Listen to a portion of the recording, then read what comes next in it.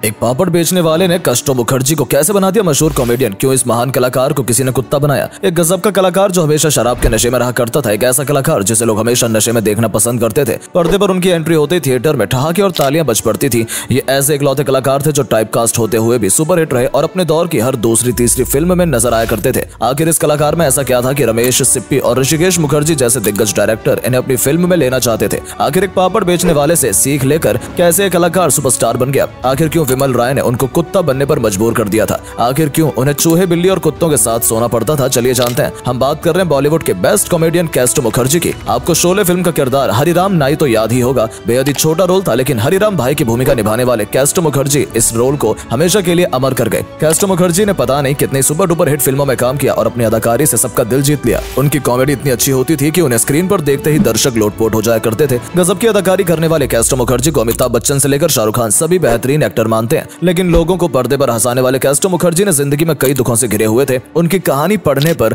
जितनी दिलचस्प नजर आती है, ऐसा जिंदगी में उनकी कहानी उतना ही गमगीन थी। उनका जन्म कोलकाता में 7 अगस्त 1925 को हुआ था। उनका बचपन और शुरुआती पढ़ाई कोलकाता में ही हुई। फिल्मों में शराबी और टपोरी टाइप के रोल निभाने वाले कैस्टो के बारे में बहुत कम लोगों को पता होगा कि उन्होंने इंग्लिश लिटरेचर में PhD की थी। साहित्य और कला में उनका रुझान बचपन से ही था। धीरे धीरे उनकी रुचि रंगमंच में बढ़ने लगी और उन्होंने कई नुक्कड़ नाटक में भाग लेना शुरू कर दिया। जानी मानी अभिनेत्री राखी अभिनेता विश्वजीत और कैस्टो मुखर्जी कोलकाता के एक साथ रंगमंच किया करते थे। इस दौरान महान डायरेक्टर ऋत्विक घटक की नजर उन पर पड़ी और उन्होंने अपनी बंगाली फिल्म नागरिक में एक छोटा सा मगर दमदार रोल दिया। हालांकि कुछ कारणों से ये फिल्म सालों तक रिलीज नहीं हो पाई। इसके बाद घटक ने इन्हें कुछ और फिल्मों में भी काम दिया। ऋत्विक घटक के साथ काम करने का कैस्टो मुखर्जी को यह फायदा हुआ कि उनकी मुलाकात ऋषिकेश मुखर्जी से हो गई। इसीलिए उन्होंने 1957 में अपनी फिल्म के लिए कैस्टो मुखर्जी को रोल ऑफर किया, जिसके बाद कैस्टो मुखर्जी ने मुंबई की तरफ अपने कदम बढ़ा लिए। ऋषिकेश और कैस्टो मुखर्जी की ऐसी जोड़ी बनी कि उनकी हर फिल्म में कैस्टो मुखर्जी नजर आ जाते थे, चाहे रोल बड़ा हो या छोटा। कैस्टो किसी भी रोल को छोड़ते नहीं थे। उनकी फिल्म चुपके चुपके, गोलमाल, खूबसूरत और गुड्डी तो आपको याद ही होगी।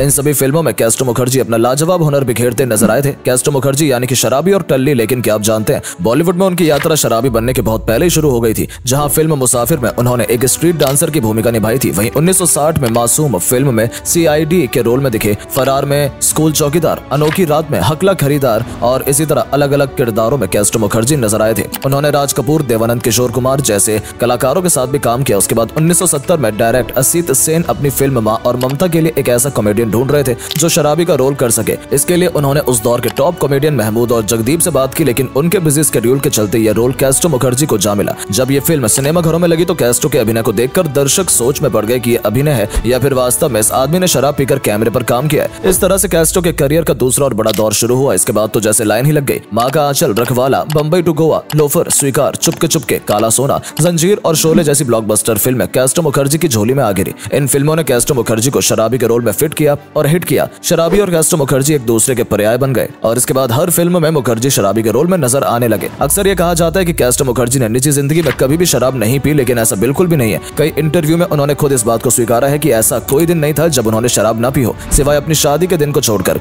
मुंबई आने के साथ ही उन्होंने शराब पीना शुरू कर दिया था और उसकी वजह भी बहुत दिलचस्प है। दरअसल जब ये मुंबई आए थे तो एक सरकारी क्वार्टर में रहते थे जो कि बहुत ही बुरी हालत में था। इसकी वजह से रात को कुत्ते, बिल्ली और चूहे कैस्टो के कमरे में आ जाया करते थे, जिसकी वजह से वो सो नहीं पाते थे और इसी के चलते उन्होंने शराब का सहारा लेना शुरू किया, जो उनकी लत बन गई। फिल्मों में कैस्टो को जो भी छोटे छोटे किरदार मिलते थे वो पूरे मन से उन किरदारों को निभाया करते थे। फिल्म में रोल भले ही छोटा हो, बावजूद इसके वो अपनी लड़खड़ाती आवाज, हंसने का खास अंदाज और चेहरे के एक्सप्रेशन से उसमें जान डाल दिया करते थे। फिल्म बम्बई टू गोवा में तो कैस्टो ने बहुत ही कमाल का अभिनय किया, जब उन्होंने एक भी शब्द नहीं बोला, लेकिन सिर्फ अपने एक्सप्रेशन से ही उस फिल्म में शानदार अभिनय किया। हिंदी सिनेमा में कैस्टो मुखर्जी शराबी के रोल में फेमस हो गए थे, लेकिन इसके पीछे भी एक कहानी है। एक बार उन्होंने बताया था कि उनके घर के सामने एक पापड़ वाला पापड़ बेचने आता था। वो नशे की हालत में जिस तरह से आवाज निकाल कर पापड़ बेचा करता था वो कैस्टो को बहुत अच्छा लगता था। हर रोज कैस्टो उसका इंतजार करते और उसकी आवाज की कोशिश किया करते थे। जब पहली बार उन्हें माँ और ममता में शराबी का रोल ऑफर हुआ तो उन्होंने उसी पापड़ वाले के अंदाज में इस किरदार को जीवंत कर दिया। 1977 में फिल्म मेकर मनमोहन देसाई चाचा भतीजा नाम की एक फिल्म बना रहे थे, जिसमें उन्होंने कैस्टो मुखर्जी को न सिर्फ रोल दिया